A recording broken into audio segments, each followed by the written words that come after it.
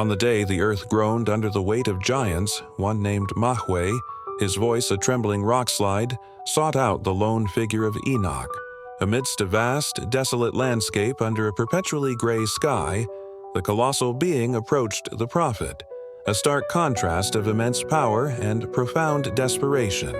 The air was thick with the scent of fear and the unspoken dread of a world teetering on the brink of divine judgment.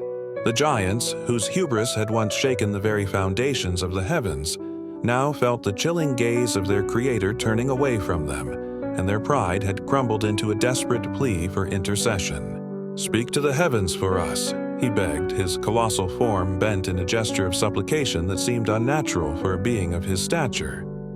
Mahweh's face, a landscape of rugged features etched with terror, was a mirror of the collective fear of his kind.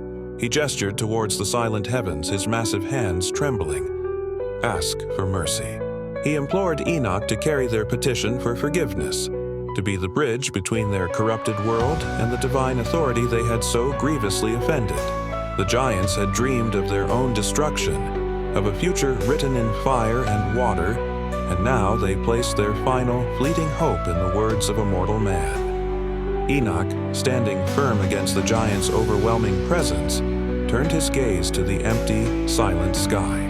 He offered up the giant's plea, his voice a solitary thread of hope cast into an infinite, uncaring void. He prayed with all the earnestness of his righteous soul, but the sky remained a silent, empty canvas. No sign was given, no voice answered. Heaven had fallen silent.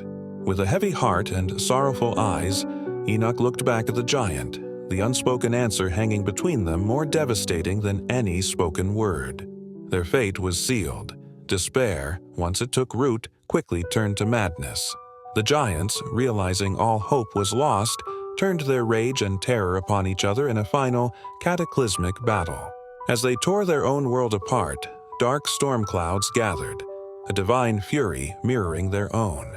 A great flood came, a torrential downpour that began as a whisper and grew into a roar, sent to cleanse the earth of their corruption.